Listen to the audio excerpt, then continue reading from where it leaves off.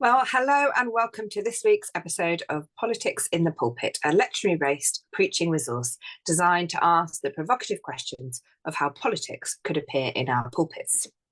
My name is Deacon Ali McMillan. I'm a Methodist deacon and I'm currently based at Methodist Central Hall in Westminster. I'm a member of the Methodist Diaconal Order, as all Methodist deacons are, and being a member of that order brings a sense of rhythm and wholeness to my life.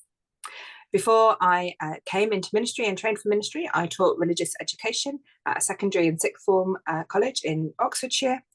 And one of the things I'm really passionate about is coming alongside people as they find God at work in their lives. Each week, I'm joined by a guest from a different place and space on the pulpit and the political landscape. And I'm really pleased this week to introduce the Revd Philip Brooks. Philip was ordained in 2007, following a career in the motor and finance industry. He now serves as the URC's Deputy General Secretary, with responsibility for mission, and is the URC General Secretariat representative on the Denominations Faith and Order Committee. Previously, he was a minister to two Methodist and URC LEPs in the Bolton and Salford and Bolton Town Centre Chaplain, and he was trustee of the Greater Manchester Industrial Mission, which had oversight of several workplace chaplaincies, including Manchester Airport.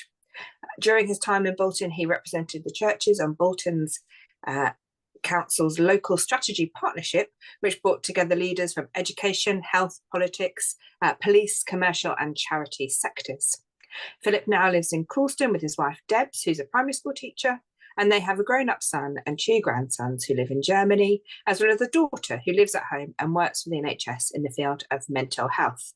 Well, huge amount that you've done in your ministry, Philip. We're delighted that you've joined us. Thank you so much for being with us. Yeah, it's good to be here. Thank you for the invitation.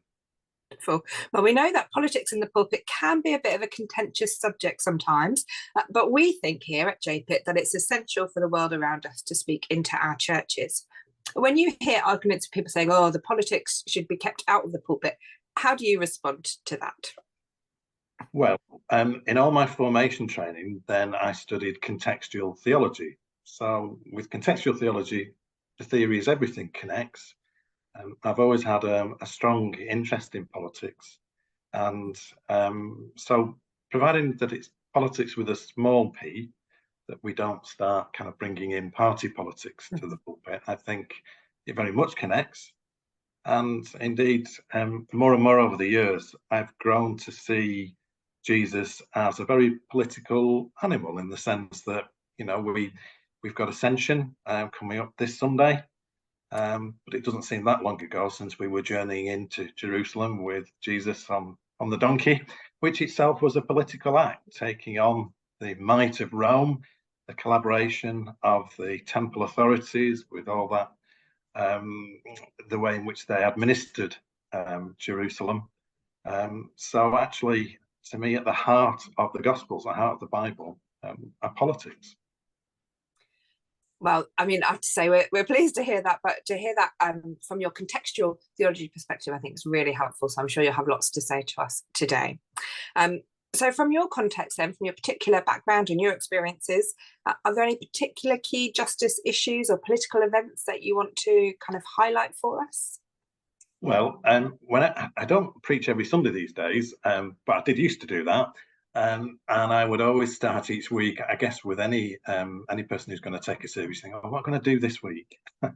And usually it would come to me a prompt from a news story.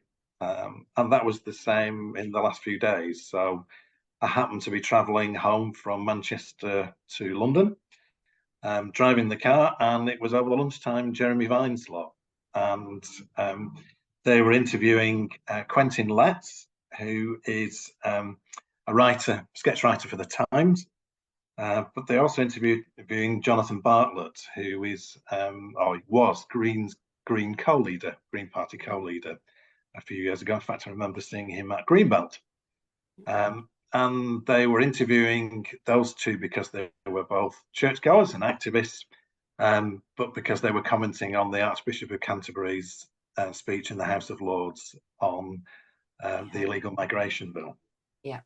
And the whole thing was, should religious leaders get involved with politics? So it just seemed quite appropriate, really, bearing in mind I was going to talk to you today. So, as you say, the things in the world that just really speak into what we're doing in church life, they're not separate, are they? Well, that's really helpful. Each week I ask JPIT, my colleagues, for a little roundup of their expertise and what they think we might want to be keeping an eye on this week. And as you've said, they also highlighted the illegal migration bill passed through the Lords this week, and Archbishop of Canterbury Justin Welby's speech about it. And just to highlight, there is an open letter on the JPIT website if people want to go on there and have a read and see if they want to sign that. They'd be really welcome to do that. And also that President Zelensky from Ukraine is visiting the UK this week to discuss more military aid. So those are some things going on in the news, and of course there's lots of other things as well. I just add that we're also in the season of Easter still, just about. And this week, there's lots happening in the liturgical calendar, or in the kind of church calendar. The 18th is Ascension Day, and most churches will be celebrating Ascension on Sunday. And for those of us with a Methodist background, the 21st is Aldersgate Day, when we remember the conversion experiences of John and Charles Wesley. So if it's a Methodist context that people are preaching in, they might want to a link to that. And also, we're just at the end of Christian Aid Week, which runs from the 14th to the 20th of May. So if churches didn't pick that up last Sunday, they might want to just highlight that this Sunday. Well, the Bible readings for this Sunday are Psalm 68, 1 to 10 and 32 to 35, Acts 1, 6 to 12, 1 Peter 4, 12 to 14, and then 5, 6 to 11, and John 17, 1 to 11. So that's where we are in the life of the church and with our readings for this week. So with our metaphorical newspapers open in one hand, let's turn to our Bibles. And Philip, I wonder where you want to begin for us this week. So I'm going to start with 1 Peter. And as always, when you are looking at the lectionary readings, and often they may be readings you're very familiar with, but actually you come to it from a different context and you go, oh gosh, that sentence really leaps out at me. So having mentioned the Archbishop of Canterbury, I looked at 1 Peter 4 and it said, beloved, don't be surprised at the fiery ordeal that's taking place around you. And I thought, well, I know the Archbishop of Canterbury is very used to it, and I'm sure that he is, kind of fine about it all. But for me, it sounded a bit of a fiery ordeal.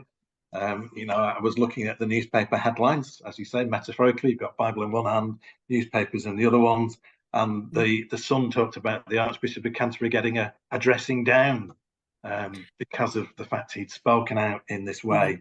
And going back to the radio programme that I mentioned to you, and that theme about whether the Archbishop of Canterbury should have said what he said, one of you kind of listen to something on the radio and you start to get annoyed.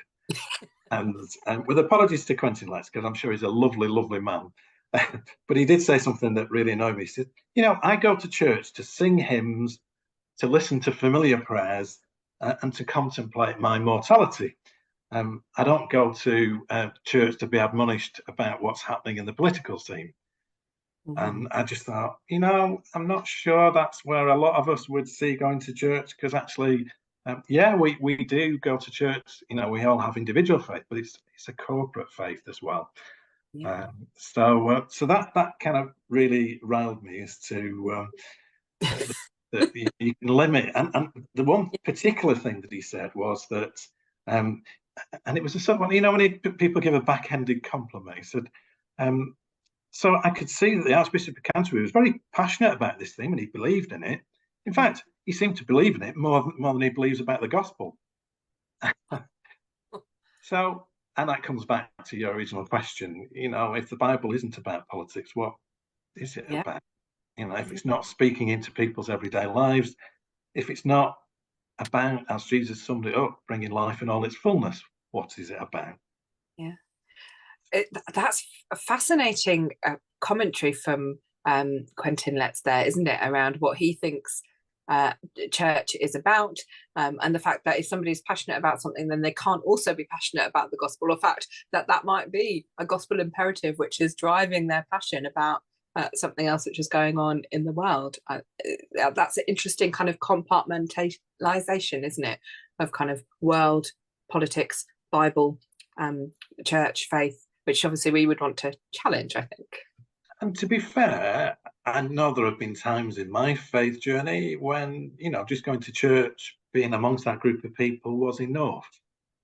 Yeah. And it's only as I think you continue that journey that you realise actually my faith does connect more widely than this supportive environment. So I do get that, you know, for some people, church is a sort of security blanket that protects you from the outside world. But actually, the more that I have reflected and the more that I've travelled on this faith journey, the more I see it as actually faith actually should challenge you and it should make you uncomfortable, which comes back, I guess, to that point in 1 Peter 4 that, you know, if we are going to be serious about it, then we do have to put ourselves up for criticism. Yeah, yeah. It makes me think of that that lovely phrase. I'm not sure if I'm going to get it right, but comfort the discomforted and make the comfortable uncomfortable. I haven't got quite that right, but there are times, as you say, when we do need to be comforted. We need, you know, the strength of fellowship and love, and that's fine. But that's not all and everything that the church should be, and that should be happening in church on Sundays. Yeah. Unfortunately, I thought then the ex-leader of the Greens did a very good job, because he said, you know, that's what I want when I go to church. I want to be challenged, and you know, if it's not about the Gospels, what is it about? And if we're not going to challenge a bill that's unjust, and he quoted the Refugee Council, but that actually the illegal migration bill would lead to 45,000 children being locked up. And he said, if we're not going to speak out about that, then what are we about? Yeah. So I thought, thank you, Jonathan, for putting that putting that other context to it, which I would identify with as a fellow Christian. Sometimes that need to speak truth to power and kind of name what's happening. Right. Is there anything else from that First Peter lesson that spoke into that?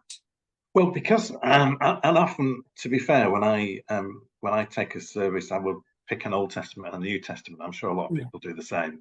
So I've gone for a kind of eclectic mix on all of them. So it's been quite a nice adventure this week, because well, I need to look at all the lectionary passages. So again, on the same theme as what are our Gospels about? I actually went to Psalm 68, Psalm of praise and thanksgiving. And I'm just going to pick another phrase that jumped out of it, but let the righteous be joyful. And of course, righteous and righteousness appears a lot in the Bible.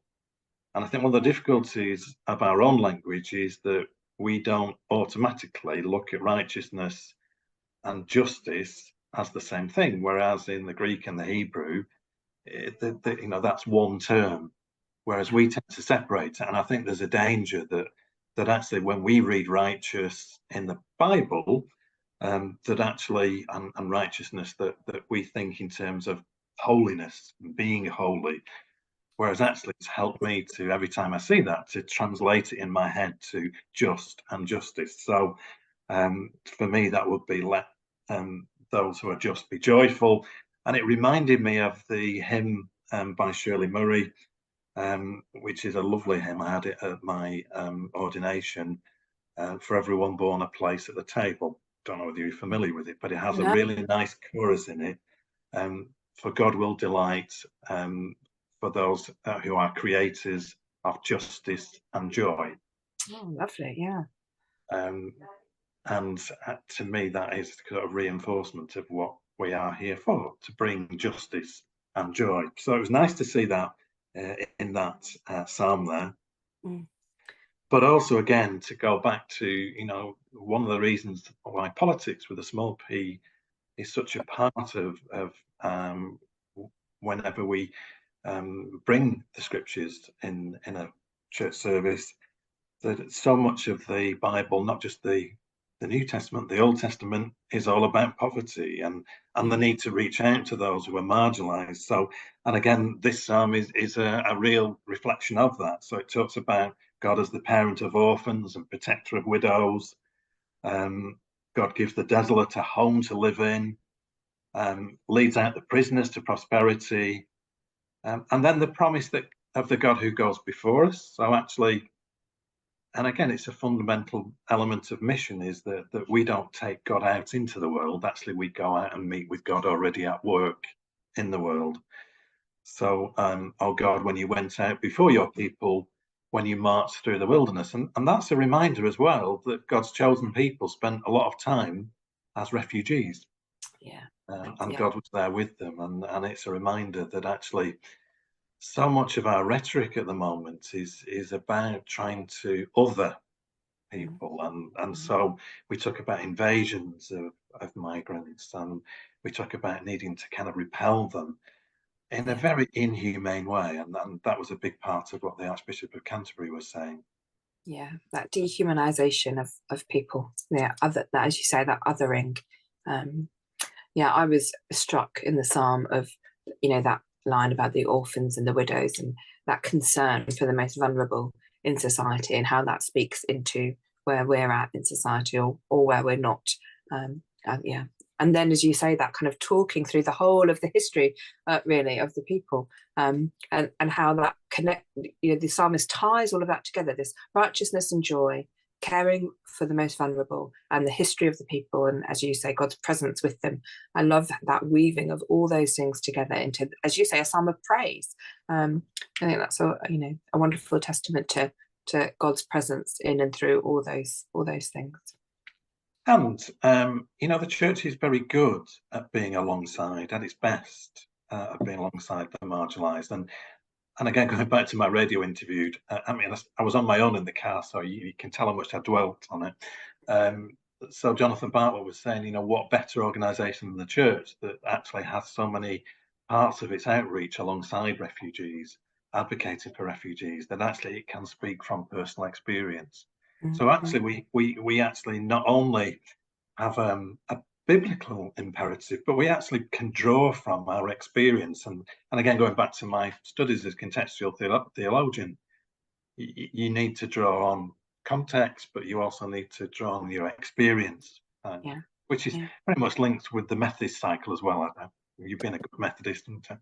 Absolutely. No, it is. And I've just been at what we call diaconal convocation. So when all the deacons get together every year, and we have some really interesting presentations, but talking about moving from a model of being speaking for people, to being with people, to actually moving towards a model of enabling others to use their own voices, rather than even being with, and certainly better than being for. And I found that a really helpful kind of model in my mind about how we can be alongside people in a much healthier way, which is not patronizing or any of those other kind of unhelpful patterns which sometimes in churches we fall into, because from a good place of wanting to help and live out these gospel imperatives, but sometimes we can find better ways perhaps, and I found that helpful, and perhaps that speaks into some of what you're talking about. Yeah, when I was in pastoral ministry, one of my churches in Salford, which is a Methodist URC LEP, we had several community projects there, and they provided community gardens, cafe, all sorts of projects for people from the locality who would not naturally see themselves as wanting to come on a Sunday morning. Yeah. Often people with addictions and all sorts of other issues around thetheir daily lives. And what was really good was that they eventually got the confidence to talk to us. And I remember one point where the president of Methodist Conference came to a visit, and we gave them the opportunity to speak in that gathering. And it was very powerful. And it was a good lesson that it's too easy to speak on behalf of. Actually, we should be enabling people to have their own voice. Absolutely, that's a wonderful story, and exactly that kind of, actually, we want to hear your voice. Your voice is different to our voice. I won't say what you say in the way in which you say it. So hearing stories from people themselves, I think, is really, really important. Wonderful. Anything else on the psalm there? I mean, it's been a lot that we pulled out from that, but anything else that spoke to you? I just thought, sometimes you look at a reading and you don't get a huge amount for it, don't you? But actually, that really, I found that really helpful. So I guess then I'm going to move on to John 17. Yeah. So throughout my ministry, when I was in local ministry, I was an ecumenical officer. I came to Church House in London to be the URC's ecumenical secretary. And although I'm now Deputy General Secretary of Mission, that includes our ecumenical activities. So John 17 is a gift for an ecumenist because it has on that wonderful line in it, which is Holy Father, protect them in your name. So this is the, if you like, the handover of Jesus to his disciples and the promise of the Holy Spirit.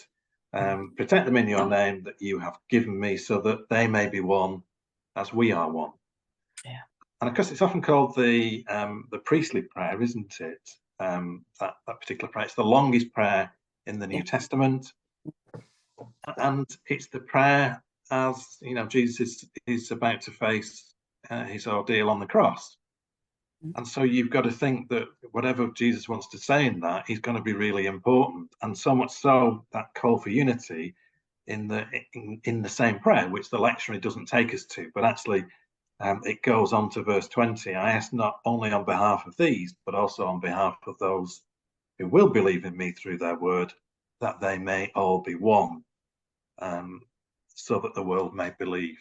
And that's a verse that, as I've worked with ecumenical colleagues, so often gets quoted in those settings. Yeah. That the power of that actually unity, ecumenism is not a sort of nice add-on. It's not the sort of, it'd be good if we could. Actually, we are not fully the church until we are one. And I think because it's there in that priestly prayer that Jesus prays on the night before he dies, then actually we need to take it with that same seriousness, that actually who are we as the church if we are not striving for unity? Which brings me back to how we speak into the public arena, because the poor Archbishop of Canterbury got a lot of flack. To some extent, there was an element of reporting which was around, he's going off on one again. But actually, I think perhaps one of the frustrating things about the way in which faith is reported in the news is that they just go for headlines. And actually, if you were looking at that story in depth, you would say, well, this isn't simply the Archbishop of Canterbury. This is the whole Christian community, which links to the work of the Joint Public Issue Team, JPIT, because last month we were there at number 10 Downing Street with the petition with 1,450 signatures from church leaders campaigning against the illegal migration bill. So actually, this was the Archbishop of Canterbury because he has that unique voice in the House of Lords, but it was not him alone. This was the whole Christian community, and there's a lovely picture if you go on the JPIT website of Baptist representatives, URC, Methodist, but also churches together in England and churches together in Britain and Ireland, really strongly saying, we feel as one. This is how we have discerned what God is saying on this particular issue. I find that really helpful, that actually this isn't just Justin Welby, one lone sole voice who happens to be a Christian. It's saying from a Christian perspective, we together stand and say, we don't agree with this. We challenge what's happening. I think that enables perhaps those of us who aren't Church of England churches to also speak into this and say, actually, our church leaders have also said something about this that we can get behind. So I think that's really helpful. And I think it's really helpful in the pulpit because, of course, you can then go on to, if you are talking about this issue this Sunday, for example, you might personally feel strongly. I feel strongly about it, but actually you're able to say, okay, yes, I agree with this, but this isn't just my individual discernment. And that's where JPIT is so useful, that you can go to it and say, well, look, we share these views with our Baptist colleagues, with our Methodist colleagues, as the URC. Yeah. And so often in our ecumenical work, we can get kind of caught up, can't we, in what we think differently about, or where we practice things differently, but actually to find the spaces where we have that common ground. And I think particularly in using our voices in the public setting together is incredibly powerful. You know, there's nothing more detrimental to the church than when we're all speaking differently into issues, and you know, the wider society goes, well, see, they can't even agree between themselves, but when we can use our collective voice. And I think that then comes back to when, okay, I know I've cheated a bit and I've gone on in that priestly prayer, but it's repeating what Jesus said, so that the world may believe. It isn't simply that so that they will all become Christians. No. It's actually so that they will join in with what the Jesus Project is about. Yeah. So it's about bringing life in all its fullness, so that if we speak and act in unity, then actually what we say is enabling to convince people that actually you do need to listen to this, that actually we do need to respect those who have been left behind. We do need to think of, welcome the stranger. We can't create a society that's us and them. Actually, in the Jesus world, then we are all one. And I think that's where the whole idea of unity isn't that add-on. It is actually that we can only be authentic when we are as one. I found that incredibly helpful, and in my mind, it ties us back to the psalm talking about the orphan and the widow. That, you know, caring for all of those who need it in society is a responsibility that we all have.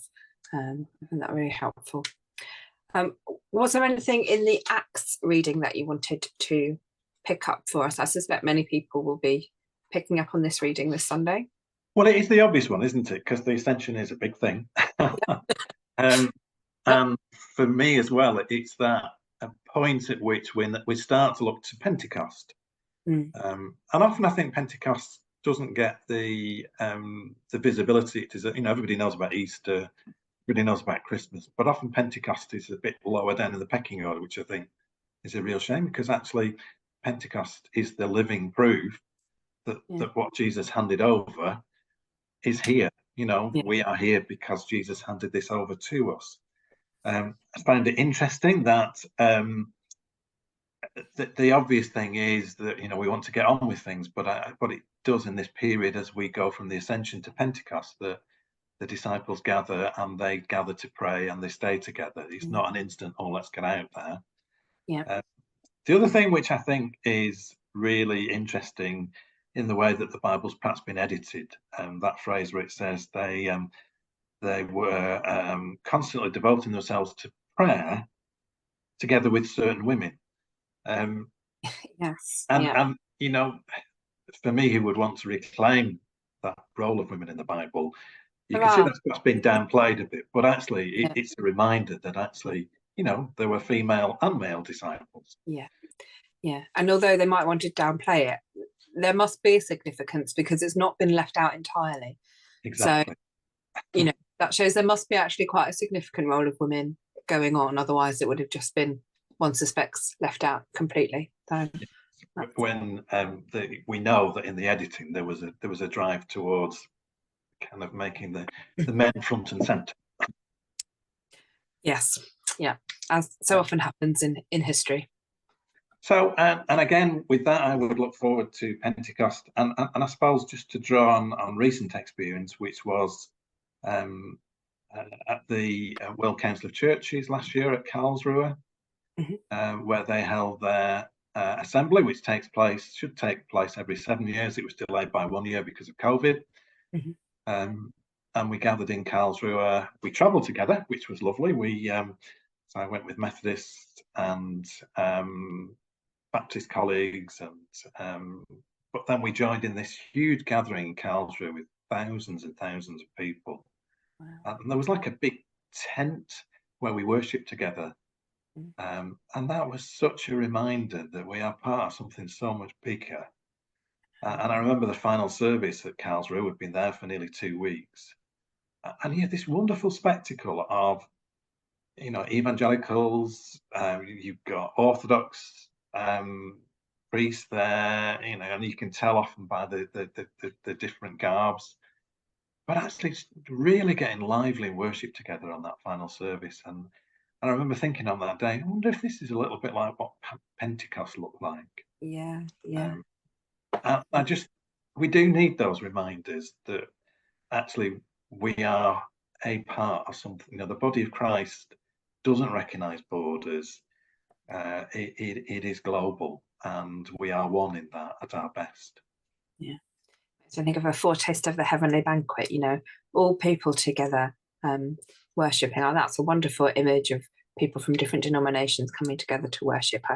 I wish we could see that more often. I thought you saw that at the coronation, you know, different denominations coming together and different faiths it being included in some way, which I thought was quite significant. And interestingly, going back to the coronation, and it was good. So, for example, I was delighted that Helen Cameron had a part in the service as obviously Methodist chair of district, but she is moderator of the Free Churches group and representing all of us as Free Churches. So it was lovely to see that, as indeed Mike Royal there as you know, General Secretary of Churches Together in England. But when I was looking at the Psalms and looking at kind of some of the commentaries, one of the commentaries pointed me just 4 Psalms on to Psalm 72, in which it portrays Israel's ideal king, and an ideal king is one who protects the poor and the marginalised and empowers his faithful people. And so it asked to give the king and his son good judgment to help and to be fair to the poor and to save the needy. So it's not very far away in Psalms, but I was interested that it linked those two together, 68 and 72, and in the context of the coronation.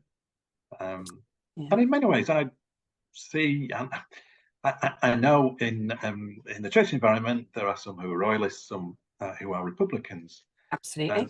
But I do see in King Charles III somebody who is actually has a heart to use the influence that he has, because it is only influence, for good causes. Yeah, and that's the model for all of us, isn't it? We all have some realm of influence, perhaps not as big as the sphere of influence that King Charles has, but we all have our own spheres of influence in our own lives, don't we, to use for good, hopefully. Yeah. Well, we included the different faiths as well for the very first time as well. Which was good to see. Yeah, wonderful. Well, I don't know if there's any final thoughts, any burning things that you really wanted to say while we've been talking about that you haven't managed to get in anywhere before we round things up. Yeah, I mean, I covered where I would go with it, but I mean, as you began in your introduction, actually there's a lot of choice this week, isn't there, in terms of what you could cover. So apologies if for those who've actually said, well, no, I'd go in a completely different direction. And you will see that we you might have heard our cat in the background, so joining in as well. But I wish people blessings for their service this Sunday. Wonderful. Well, thank you so much, Revd Philip Brooks, for being with us this week. We've covered a huge amount in there, and I'm sure people will get much from it. And so thank you for coming on, sharing your wisdom and your reflections with us. We really appreciate it. And thanks to everybody else who's joined us, either listening to the podcast or watching the video. It's really great to have you with us as well, to ask that question of whether or how we should preach politics in the pulpit this week. If you enjoyed this episode of Politics in the Pulpit, please leave us a review wherever you listen to your podcasts, and do share this episode with your friends. We have some online spaces where you can engage and have discussions with us about faith and politics. You can find us on Twitter at @pulpit_politics, or using the hashtag politics in the pulpit. And we also have a Facebook page where you can join together with us, and you can find that through the Joint Public Issue Team's Facebook page. And of course, we have the website too, which is jpit.uk. That's jpit.uk. And the question that we're leaving you with from this week's episode is how we can challenge the comfortable in our churches and comfort the challenged, but also how we can use our voices together to bring wholeness of life to all in society. Well, let's go into this week with a blessing. Almighty God, we thank you for the gift of your holy word. May it be a lantern to our feet, a light to our paths, and a strength to our lives. Take us and use us to love and serve in the power of the Holy Spirit, and in the name of your Son, Jesus Christ, our Lord. Amen. Amen.